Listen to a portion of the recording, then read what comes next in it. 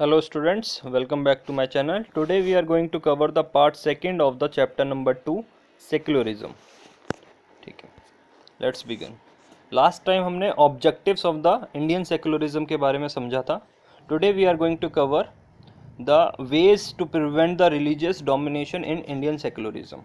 ठीक है, आज हम वो इम्पॉर्टेंट वेज समझेंगे जिससे किसी भी रिलीजियस डोमिनेशन किसी भी एक रिलीजन का डोमिनेशन ना रहे इंडियन सेकुलरिज्म में. ठीक है, तो सबसे पहला पॉइंट क्या है, in what different ways does the Indian secularism work to prevent the religious domination. ठीक है, तो इंडियन सेकुलरिज्म में किसी भी एक रिलीजन का डोमिनेशन ना रहे, इस कारण इसको ना होने के लिए बहुत सारे प्रिवेंटिव मेजर्स लिए जाते हैं. कुछ तरीके हैं जिससे गवर्नमेंट किसी भी रिलीजन का डोमिनेशन यानी एक जो रिलीजन है वो ही हावी ना रहे इंडियन सेकुलरिज्म इंडिया में, तो इसलिए कुछ प्रिवेंटिव मेजर्स लेती है. तो क्या क्या मेजर्स लेती है? पहला वो क्या करती है, India has adopted the strategy of separating the religion from the state. ठीक है, वो क्या करती है, रिलीजन को स्टेट से सेपरेट कर देती है. मतलब कोई भी राज्य कहीं भी पूरी इंडिया में किसी भी राज्य में कोई एक धर्म का प्रचार नहीं होगा. ठीक है, जो कोई भी राज्य है, कोई भी कंट्री, मतलब इंडिया की पूरी कंट्री में कोई भी राज्य किसी भी एक रिलीजन को सपोर्ट नहीं करेगा. It does not support any one religion. ठीक है, पॉइंट नंबर 2. तो इसे देखो, जो does not support any one religion का क्या मीनिंग, किस तरीके से समझेंगे इसे, separating the religion from the state. ठीक है, इससे क्या हो जाएगा, रिलीजन और स्टेट्स दोनों सेपरेट हो जाएंगे. Point number 2, India has adopted the strategy of non interference with the religious practices. Second strategy जो इंडिया ने अडॉप्ट की है वो है नॉन इंटरफेरेंस की. ठीक है, in order to respect the sentiments of the religious communities. कोई भी इंसान कोई रिलीजियस प्रैक्टिसेस कर रहा है तो उसमें नॉन इंटरफेरेंस यानी कि उसमें इंटरफेरेंस जो है नहीं करेगा. कौन? स्टेट, यानी कोई भी राज्य या कोई भी कंट्री कभी भी इंटरफेयर नहीं करेगा किसी भी रिलीजियस प्रैक्टिसेस में. यानी कोई अगर अपना धर्म निभाना चाहता है, कहीं भी पूजा करना चाहता है, किसी भी तरीके से पूजा करना चाहता है, वो कर सकता है. इसमें राज्य या कोई भी कंट्री, मतलब कोई भी सेंट्रल गवर्नमेंट उसको मना नहीं कर सकती. तो इससे क्या होता है, सबके सेंटिमेंट्स को रिस्पेक्ट की जाती है. ठीक है, तो दूसरा पॉइंट है non interference with the religious practices. तीसरा पॉइंट है, India has also adopted the strategy of intervention. ठीक है, in order to prevent the domination mentioned earlier. ठीक है, तो तीसरा जो स्ट्रेटेजी है वो है इंटरवेंशन की. तीसरा स्ट्रेटेजी इंटरवेंशन का क्या मतलब होता है, यानी कि दखल अंदाजी करना. अगर किसी भी धर्म में कोई मतभेद है, कोई कॉन्फ्लिक्ट है, यानी दो धर्मों में कॉन्फ्लिक्ट हो रहा है, तो क्या होगा, स्टेट गवर्नमेंट या सेंट्रल गवर्नमेंट उसमें इंटरवेंशन करेगी, यानी उसको सॉल्व करने की कोशिश करेगी. ठीक है, तो इस तरीके से इंटरवेंशन करती है. तो 3 पॉइंट्स अच्छे से याद कर लेना. पहला है separating the religion from the state. पहला पॉइंट क्या है, separating religion from the state. Point number 2, non interference with the religious practices. ठीक है, non interference with the religious practices. और थर्ड पॉइंट है इंटरवेंशन. ठीक है, इंटरवेंशन ऑफ द स्टेट्स. ठीक है, अब इसको एक एग्जांपल से हम ये तीनों पॉइंट्स को डिटेल में समझते हैं. India has adopted the strategy of separating religion from the state.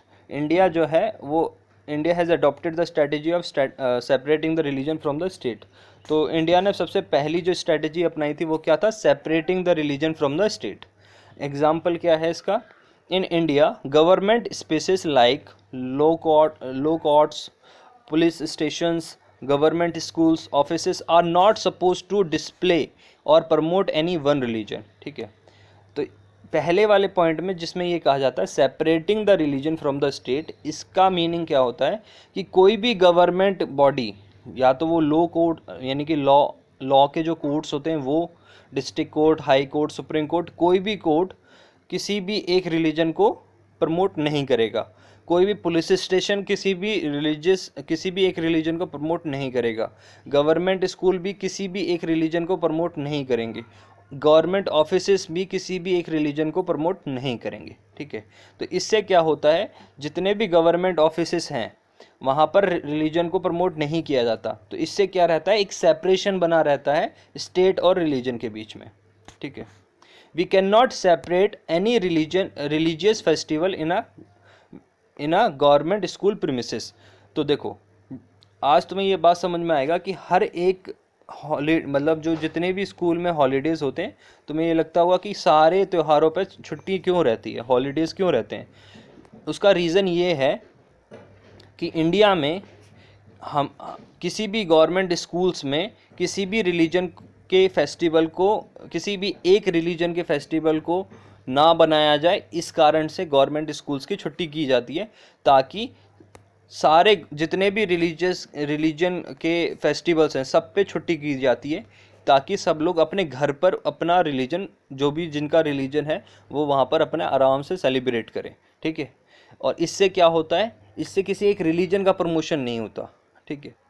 There is a public holiday for each important religious festival. इसी कारण से पब्लिक हॉलीडे डिक्लेयर किया जाता है हर एक रिलीजियस फेस्टिवल में, यानी कि जितने भी इंडिया में रिलीजन हैं सबके रिलीजन के फेस्टिवल्स पर छुट्टी दी जाती है, ताकि सबको इक्वल रखा जा सके, किसी एक रिलीजन को प्रमोट ना किया जा सके, और सारे लोग, सारी जो जितने भी रिलीजन है वो इक्वल हों, और सब लोग अपने घर पे सेलिब्रेट करो आराम से, ठीक है।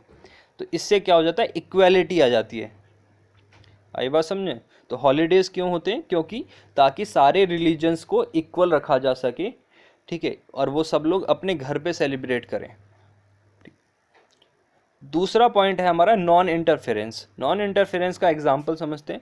For this purpose the state make certain exceptions in the law for a particular religious community. तो इस पर नॉन इंटरफेरेंस, किसी भी रिलीजियस प्रैक्टिसेस में किसी भी स्टेट गवर्नमेंट का या सेंट्रल गवर्नमेंट का कोई इंटरफेरेंस ना हो, कोई दखलंदाजी ना हो, इसलिए क्या होता है, जो सरकार होती है वो बहुत सारे कानून लाती है जो कि रिलीजियस कम्युनिटीज़ के प्रैक्टिसेस के लिए बहुत हेल्पफुल होती है। जैसे कि एग्जांपल से समझाता हूँ मैं तुम्हें। जैसे कि as per the law in Delhi में एक लॉ है कि wearing a helmet is essential for persons driving two wheelers. सिर्फ दिल्ली में नहीं, हर जगह ये कि आपको अगर कोई टू व्हीलर चला रहा है, यानी कि बाइक या स्कूटर या कुछ ऐसी चीज़ें चला रहा है जिसमें टू व्हील्स होते हैं, तो जो भी कोई टू व्हीलर चला रहा है उसको हेलमेट पहनना बहुत ही इंपॉर्टेंट है, इसेंशियल चीज़ है उसके लिए, ठीक है। Wearing helmet is important for for person driving two wheelers, ठीक है। जो भी इंसान टू व्हीलर्स चला रहा है तो वो हेलमेट ज़रूर पहने। But the Sikhs have been exempted from this law. जो सिख हैं उनको ये एग्जेम्प्ट किया गया है कि वो उन्हें हेलमेट पहनना ज़रूरी नहीं है, क्योंकि उनकी रिलीजियस प्रैक्टिस की वजह से उन्हें एग्जेम्प्ट, यानी उनको ये कानून पालन करना ज़रूरी नहीं है।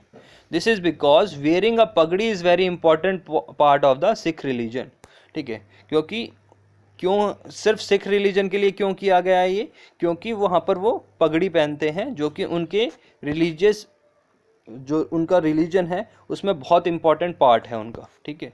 इसी कारण से गवर्नमेंट ने कानून में चेंज किया और सिख को हेलमेट पहनना ज़रूरी नहीं है, ये कानून लाया गया, ठीक है। इससे क्या हुआ, जो उनकी रिलीजियस प्रैक्टिसेस हैं वो कर पाए और गवर्नमेंट ने उनके लिए भी कुछ हेल्प करी, ठीक है। उनके जो रिलीजियस प्रैक्टिस है उसमें कभी भी उन्होंने मना नहीं किया। जैसे अगर कोई बुर्का पहनना चाहता है तो वो बुर्का पहन सकता है, इस तरीके से। तो इंडिया में सब लोगों के पास इक्वल अधिकार है कि वो जो काम करना चाहते हैं वो कर सकते हैं। तीसरा पॉइंट है हमारा इंटरवेंशन, ठीक है। इंटरवेंशन को अच्छे से समझते हैं। इंटरवेंशन का मतलब होता है कि गवर्नमेंट की दखलंदाजी, ठीक है।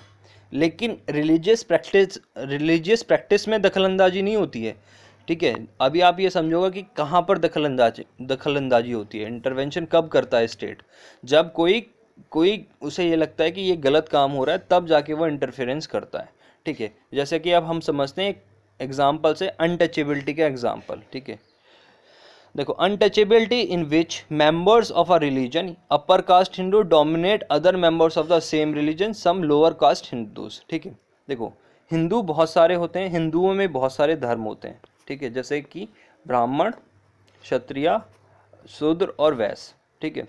तो जो ये वैश्य जो शूद्र हुआ करते थे उन्हें नीची जाति माना जाता था।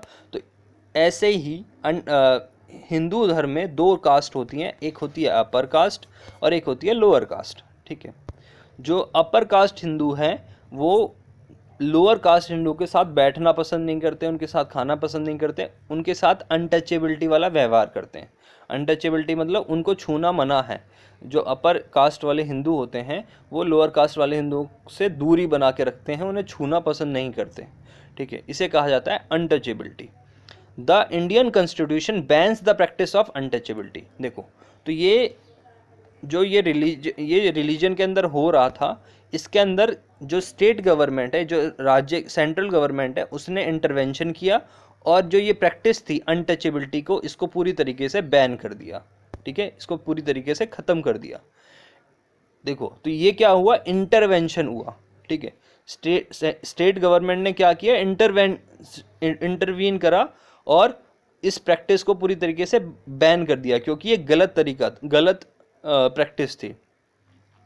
इन this way the state intervenes in the religion in order to prevent an evil social practices. तो इस तरीके से जो ये गलत सोशल प्रैक्टिस चल रही थी उसको इन्होंने पूरी तरीके से ख़त्म कर दिया। It beliefs that untouchability violets the fundamental right of the lower caste Hindus. और ये क्यों किया गया था, क्योंकि जो अनटचेबिलिटी के कारण जो फंडामेंटल राइट्स थे लोअर कास्ट हिंदूज़ के, जो इक्वल राइट थे, सबको इक्वल अधिकार था, कोई किसी के साथ भी कोई भी गलत व्यवहार नहीं कर सकता था, जो उनका फंडामेंटल राइट था लोअर कास्ट हिंदूज़ का, वो क्या हो रहा था, वायलेट हो रहा था। Similarly to ensure that laws related to the equal inheritance right are respected, the state may have to intervene in the religious based personal laws of the community। ठीक है, क्या होता है कि कभी कभी इक्वल इनहेरिटेंस राइट, यानी कि संपत्ति, जो पिता की संपत्ति है वो किसको मिलेगी, इसमें कभी कभी कोई प्रॉब्लम्स रहती हैं, तो इसे कहा जाता है इक्वल इनहेरिटेंस राइट। ठीक है, तो इन मामलों में भी स्टेट गवर्नमेंट क्या करती है, दखलंदाजी करती है, क्योंकि ये रिलीजियस बेस्ड पर्सनल लॉज होते हैं, यानी कि रिलीजन के ऊपर डिपेंड करते हैं कि वो किसके ऊपर रहेगी, किस कम्युनिटी को क्या मिलेगा। तो इस वजह से स्टेट गवर्नमेंट को इसमें इंटरवीन करना पड़ता है। ठीक है, और वो इसमें इंटरवीन करती है और उन कानूनों को बदल देती है। ठीक है, intervention of the state can also be in the form of the support. Intervention और किस तरीके से हो सकता है, तो वो हो सकता है सपोर्ट की तरीके से। क्या होता है, जो स्टेट गवर्नमेंट होती है या सेंट्रल गवर्नमेंट होती है वो सपोर्ट करती है कुछ रिलीजियस कम्युनिटीज़ को कि वो अपने स्कूल्स खोलें, कॉलेजेस खोलें। तो the Indian constitution grants the right to religious communities to set up their own schools and colleges. तो जो इंडियन कॉन्स्टिट्यूशन है वो उनको ये अधिकार देता है कि कोई भी रिलीजियस कम्युनिटी अपने कम्युनिटी का स्कूल खोल सकती है और कॉलेजेस खोल सकती है अपने रिलीजन के लिए। It also gives them financial aid on a non preferential basis. ठीक है, और उनको फाइनेंशियल एड भी मिलेगा, मतलब सपोर्ट भी मिलेगा, गवर्नमेंट उन्हें पैसा भी देगी कि वो अपने रिलीजन के स्कूल्स या कॉलेजेस वो खोल सकते हैं। ठीक है, तो इस तरीके से इंटरवेंशन गवर्नमेंट करती है, स्टेट गवर्नमेंट करती है। अब हम बात कर लेते हैं similarities between the Indian secularism with the other democratic countries. तो अभी हमने इंडियन सेक्युलरिज्म के बारे में समझा कि इंडियन सेक्युलरिज्म में क्या क्या पॉइंट्स होते हैं और इंडियन सेक्युलरिज्म को प्रिवेंट करने के लिए कौन कौन से तरीके अपनाए जाते हैं इंडिया में। अब हमें ये देखना है कि इंडियन सेक्युलरिज्म दूसरे डेमोक्रेटिक कंट्रीज़ के जो सेक्युलरिज्म है उससे किस तरीके से सिमिलर है। तो सिमिलरिटीज़ हम आज पहले समझ रहे हैं, उसके बाद हम डिफरेंसेस समझेंगे। देखो, सम ऑफ द अबव ऑब्जेक्टिव्स, जो 3 ऑब्जेक्टिव्स थे इंडियन सेक्युलरिज्म के, वो 3 ऑब्जेक्टिव्स ही सारी दुनिया में हैं। ठीक है, some of the above objectives are similar to those that have been included in the constitution of secular democratic countries in other parts of the world. ठीक है, जो ऑब्जेक्टिव इंडिया के सेक्युलरिज्म के थे सेम ही पूरी वर्ल्ड में जितनी भी सेक्युलर कंट्रीज़ हैं वहाँ पर सेम ऑब्जेक्टिव्स हैं। तो क्या हुआ, सिमिलरिटी क्या हुई कि उनके ऑब्जेक्टिव्स आर सेम। ठीक है, तो सिमिलरिटी क्या हुई, ऑब्जेक्टिव्स आर सेम। एग्जाम्पल हमने यहाँ पर देखना है एक, एग्जाम्पल क्या है, the first amendment of the US constitution, जो पहला अमेंडमेंट हुआ था, अमेंडमेंट क्या होता है, चेंज, ठीक है, संविधान में अगर कोई भी चेंज करना है तो उसे कहा जाता है अमेंडमेंट। तो यूएस कॉन्स्टिट्यूशन, यूएस का जो संविधान था उसमें कुछ चेंजेस किए गए, और जब वो पहला चेंज किया गया तो the legislature can not declare any religion as the official language, official religion. तो उन्होंने ये चेंज किया कि जो लेजिस्लेचर है, जो वहाँ की कानून बनाने वाली संस्था है, ठीक है, वो कभी भी किसी भी एक रिलीजन को किसी भी स्टेट का एक ऑफिशियल रिलीजन घोषित नहीं कर सकती। जैसे यूएस के अंदर 50 स्टेट हैं, तो कोई भी स्टेट, कोई भी राज्य अपनी एक रिलीजन, मतलब एक ऑफिशियल रिलीजन कभी भी वो घोषित नहीं कर सकता कि हमारा एक ऑफिशियल रिलीजन है। तो इससे क्या होता है, इससे ये पता चलता है कि वो यूएस क्या है, एक सेक्युलर कंट्री है, ठीक है, that is it can not give preference to one religion.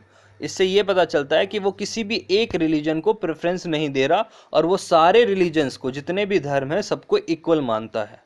As we know the same is the case in India, और इसी तरीके का केस इंडिया में भी होता है। तो ये सिमिलरिटी है इंडिया और अदर डेमोक्रेटिक कंट्रीज जहाँ पर सेकुलरिज्म है। Here also neither the state nor the religion can interfere in the affairs of one another, ठीक है। और ये ही सिमिलरिटी है यहाँ पर। क्या सिमिलरिटी है कि ना तो स्टेट, ना ही रिलीजन इंटरफेयर करता है अब एक दूसरे के मैटर में। तो देखो, याद करो कि सेकंड ऑब्जेक्टिव था ना हमारा प्रिवेंटिव ऑब्जर्व में, कि नॉन इंटरफेरेंस ऑफ स्टेट, ठीक है, विद द रिलीजन। तो यही सेम दूसरी भी डेमोक्रेटिक, जैसे इंडिया में हो रहा है, वैसे ही दूसरी डेमोक्रेटिक कंट्रीज में भी नॉन इंटरफेरेंस वाला पॉइंट कॉमन है, सिमिलर है, ठीक है। अब हम बात कर लेते हैं, ये तो हो गई सिमिलरिटीज़। क्या सिमिलरिटीज़ हैं, ऑब्जेक्टिव सिमिलर, ऑब्जेक्टिव सिमिलर्स हैं, और जो नॉन इंटरफेरेंस वाला पार्ट है, स्टेट और जो रिलीजन कभी भी इंटरफेयर नहीं करते एक दूसरे के मैटर में। तो ये दो इंपॉर्टेंट पॉइंट है, पहला ऑब्जेक्टिव, दूसरा नॉन इंटरफेरेंस, ठीक है। अब हम बात कर लेते हैं डिसिमिलरिटीज़ की, कि क्या क्या डिफरेंसेस हैं। तो याद करो, अभी हमने थर्ड पॉइंट पढ़ा था ना, तो वो डिफरेंस है कि इंडिया में इंटरवीन कर सकते हो आप, ठीक है, इंडिया में स्टेट के पास पावर है कि वो इंटरवीन कर सकता है, लेकिन अदर डेमोक्रेटिक कंट्रीज में ये पावर नहीं होती कि वो इंटरवीन करे किसी भी सेकुलर मामले, मतलब किसी भी रिलीजन के मामले में। India secularism, the state can intervene in the religious affairs. तो स्टेट जो होता है वो रिलीजियस अफेयर्स में इंटरवीन कर सकता है, ठीक है। इन केस ऑफ अनटचेबिलिटी में हमने ये देखा था, but there is a strict separation between the religion and the state in the American secularism. लेकिन अगर हम यूएसए की बात करें अगर हम यूएसए की बात करें तो रिलीजन और स्टेट में बहुत ज़्यादा सेपरेशन है, ठीक है, स्ट्रिक्ट सेपरेशन है। तो वो उसमें बिल्कुल भी इंटरवीन नहीं करता। इंडिया में आप इंटरवीन कर सकते हो रिलीजियस मैटर्स में, लेकिन अमेरिका के सेक्युलरिज्म के अकॉर्डिंग उनके बीच में, रिलीजन और स्टेट के बीच में एक स्ट्रिक्ट सेपरेशन होता है, और America will not interfere with the in the religious matters, ठीक है। In Indian secularism any interference in religion by the state has to be based on the ideals laid out in the constitution. और जो Indian secularism में भी हम जो interference या intervene कर रहे हैं, वो किसके बेसिस पे होता है, वो बेसिस पे होता है कॉन्स्टिट्यूशन के बेसिस पे, ठीक है। आप अपनी मर्जी से किसी भी रिलीजियस मामले में इंटरवीन नहीं कर सकते। जिस तरीके से कॉन्स्टिट्यूशन यानी कि संविधान में लिखा हुआ है, संविधान में जो रूल लिखे हुए हैं उसमें ये भी लिखा हुआ है कि आपको किस किस मैटर पर इंटरवीन करना है, बस उसी मैटर पे स्टेट गवर्नमेंट्स इंटरवीन कर सकती है, ठीक है। आई होप कि तुम्हें ये सिमिलरिटीज़ और डिसिमिलरिटीज़ समझ में आई होंगी। जो सेकंड पॉइंट था नॉन इंटरफेरेंस वाला, वो सिमिलर था, और जो थर्ड पॉइंट था इंटरवीन वाला, इंटरवीन और इंटरफेरेंस अलग अलग हैं। जो इंटरवीन वाला जो पॉइंट था वो क्या है, डिसिमिलरिटीज़ हैं, ठीक है। अब हम लास्ट में कंक्लूजन कर लेते हैं कि हमने अभी इसमें क्या समझा। हमने ये समझा कि इंडिया क्या है, एक सेक्युलर स्टेट है। एक धर्मनिरपेक्ष स्टेट है जहाँ पर सारे धर्म एक साथ अच्छे से रहते हैं। Works in a various way to prevent the religious domination. और हमने ये समझा कि जो इंडिया जैसी कंट्री है वो बहुत सारे मेथड्स अपनाती है ताकि किसी भी एक धर्म का वर्चस्व या एक धर्म जो है वो डोमिनेट ना करने लगे। तो इंडियन कॉन्स्टिट्यूशन जो संविधान है वो गारंटी देता है कि fundamental rights are based on these secular principles, कि जो फंडामेंटल राइट्स हैं वो सेकुलर प्रिंसिपल पे बेस्ड हों। ठीक है, कि वहाँ पर सेकुलरिज्म के बारे में भी सोचा जाए, ध्यान रखा जाए। ठीक है, और क्या समझा हमने, this however this is not to say that there is no violation of these rights in the Indian society. और ऐसा भी नहीं है कि ऐसा कोई वायलेशन नहीं होता है इंडियन सोसाइटी में, होता है। तो वायलेशन जब भी होगा तो स्टेट गवर्नमेंट इंटरवीन करेगी उसमें। ठीक है, indeed it is precisely because such violation happens frequently that we need a constitutional mechanism to prevent them from happening. ठीक है, और कोई वॉयलेट ना करे इस चीज़ को, तो इसका पूरा ध्यान रखा जाता है। कॉन्स्टिट्यूशन का मैकेनिज़्म इस तरीके का बनाया जाता है, बनाने की कोशिश की जाती है ताकि कोई भी जो ये रूल्स बनाए हुए हैं रिलीजन के लिए उनको फॉलो किया जा सके और उसको प्रिवेंट किया जा सके। ठीक है, तो इस तरीके का मैकेनिज़्म इंडिया में होना चाहिए और होता भी है कि कोई भी वॉयलेशन ना हो रिलीजियस फ्रीडम का किसी भी जगह पर। ठीक है, the knowledge that such rights exist make us sensitive to their violations and enable make us sensitive to their violations and enable us to take action when these violations take place। ठीक है, तो हमें ये knowledge मिलती है कि rights exist makes us sensitive, जो हमें राइट्स मिले हैं उससे हम सेंसिटिव रहें उसकी तरफ और उनको वायलेट ना करें। And enable us to take action when these violations takes place. और अगर कोई वायलेशन कर रहा है यानी कि उल्लंघन कर रहा है, वायलेशन का मीनिंग होता है उल्लंघन मतलब उसको फॉलो नहीं करता, उसको तोड़ता है कानूनों को, तो उसके खिलाफ कोई एक्शन भी होना चाहिए। ठीक है, तो ये है सेकुलरिज्म का मीनिंग। तो कंक्लूड हो गया। अब हम एक सिंपल छोटा सा केस पढ़ेंगे और ये केस स्टडी भी है। हम पढ़ रहे हैं फ्रांस का केस। फ्रांस जो है यूरोपियन कंट्री है जो जिसकी कैपिटल क्या है, पेरिस। ठीक है, तो याद रख लेना। तो France is a European country जिसकी कैपिटल क्या है, Paris. In February 2004 France passed a law banning student from wearing any conspicuous religion or political sign or symbols such as the Islamic headscarf, the Jewish skull cap और the large Christian crosses। ठीक है, 2004 में, फरवरी 2004 में France की government ने एक कानून बनाया जिससे ये बैन मतलब ये कहा उस कानून में कि कोई भी स्टूडेंट कोई भी कॉन्स्पिशियस यानी कि ऐसा कोई चीज़ जिसमें ऐसा लगे कि वो चीटिंग का कोई केस बन सकता है, ऐसी कोई भी साइन, कोई भी रिलीजियस या पॉलिटिकल साइन वो यूज़ नहीं कर सकता एग्ज़ाम के दौरान। ठीक है, जिसमें क्या होता है, हेड स्कार्फ आता है जो इस्लामिक वीमेंस पहनती हैं। ठीक है, जो इस कैप स्कल कैप होती है जिसमें पूरा मुंह ढका रहता है। ठीक है, या फिर कोई क्रॉस या कोई भी रिलीजन का जो साइन है वो उसे पहन नहीं सकता। ठीक है, this law has encountered a lot of resistance from migrants who are mainly from the former French colonies of Algeria, Tunisia और मोरक्को। ठीक है, तो जब ये कानून आया तो इससे क्या हुआ, रिलीजियस जो कम्युनिटीज़ थी जो कि पहले जो फ्रांस की कॉलोनीज़ थी और वहाँ से वो फ्रांस में आ गई थी, यानी एल्जीरिया, तुनीशिया और मोरक्को से फ्रांस में आके रहने लग गए थे। तो ये लोग क्या थे, मुस्लिम थे, इस्लामिक थे और क्रिश्चियन थे। तो इन्हीं के धर्म को रोका जा रहा था। इस कारण से ये क्या करते हैं, प्रोटेस्ट करते हैं। ठीक है, और बहुत ज़्यादा अग्रेसिव प्रोटेस्ट होता है। इन द 1960s एक और केस बताया हुआ है, in the 1960s France had faced a shortage of workers and therefore had provided visas for these migrants to come and work in the country। तो जो ये तीन देशों के लोग थे, एल्जीरिया, तुनीशिया और मोरक्को के, ये कहाँ पर आके रहने लग गए थे, ये 1960s में क्या हुआ था, फ्रांस में वर्कर्स की कमी पड़ गई थी। ठीक है, तो ये तीन जगह के लोग, अल्जीरिया, तुनीशिया और मोरक्को के लोग आकर फ्रांस में बस गए। और ये लोग कौन लोग थे, इस्लामिक लोग थे, जूइश लोग थे और क्रिश्चियन लोग थे।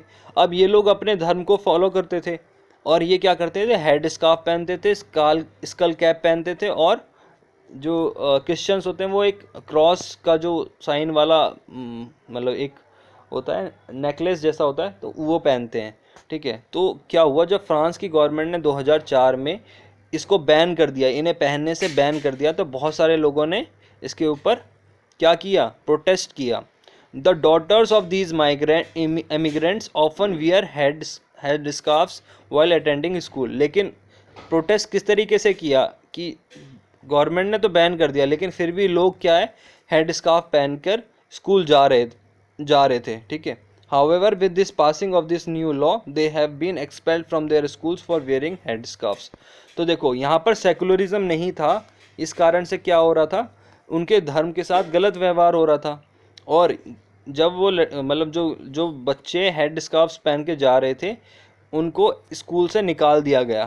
तो ये एक एग्जाम्पल है कि फ्रांस के अंदर सेकुलरिज्म नहीं था। ठीक है, सारे धर्मों को इक्वल मानना चाहिए, कोई किसी को कोई अगर कोई रिलीजियस प्रैक्टिस करना चाहता है तो वो रिलीजियस प्रैक्टिस कर सकता है। ठीक है, तो सेकुलरिज्म का मीनिंग समझ में आया, धर्मनिरपेक्षता, जहाँ पर सारे धर्म को इक्वल माना जाता है, कोई किसी भी तरीके से अपने धर्म को अपना सकता है, किसी भी दूसरे धर्म को भी अपना सकता है। ठीक है, थैंक यू। आई होप ये चैप्टर जो है यहाँ पर ख़त्म होता है आज। ठीक है, आई होप कि तुम्हें क्लियर हो गया होगा। Thank you, like share and subscribe.